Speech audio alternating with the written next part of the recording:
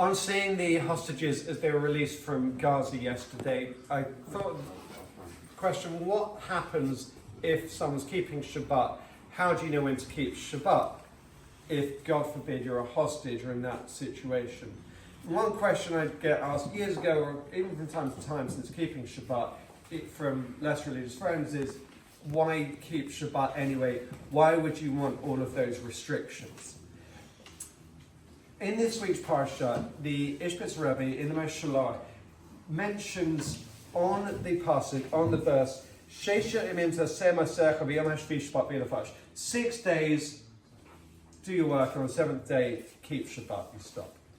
And he mentions a Talmud, the Gemara, when it's got the situation of someone who's stuck in the middle of the desert and they don't know when Shabbat is, which day it is, and it's from Shabbat 69b. It says, according to Hia Bar Rav, if you don't know that you keep one day of Shabbat, then you count 6. So you keep day 1 of Shabbat, and then you count 6 days. But Rav Huna says you should count 6 days, then you should keep 1 day of Shabbat.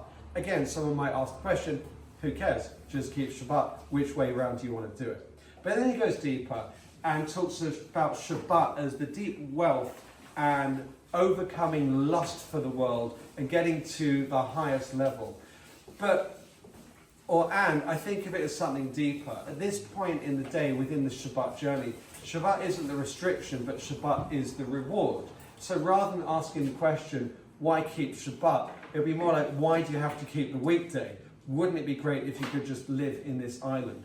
What I find very interesting is the reason he gets to this whole thing is by 2 verses. So in this week's Torah reading, in Mishpatim, it says, Sheshet Yomim Ta'aseh Masecha V'Yom HaShvat Ve'Lefaj. So we say in Kiddush every week. 6 days you're going to do your work. On the 7th day, keep Shabbat.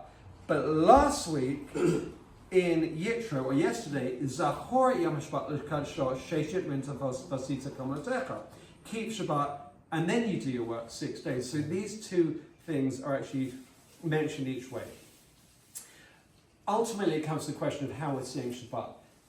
If we can use these 6 days, according to the Ishbitzer, as refinement, the days of actually working through everything, overcoming this obsession with materiality, overcoming the obsession with the world, and then we keep Shabbat as opposed to the other way around. And he compares it to a young scholar, the young Talmud Chacham, who just wants to go straight for it and hasn't done the refinement early on in our life. That's keeping Shabbat, and then the 6 days, as opposed to an older scholar, the older rabbi who's refined throughout the life, who has many students, and then keeps Shabbat. So whichever way it falls, ideally we should be able to use this week as a time for cleansing, and a time for overcoming challenges, and getting to a point, please God, where all the hostages are returned very quickly and very speedily. Wishing you a great week ahead. Shabbat.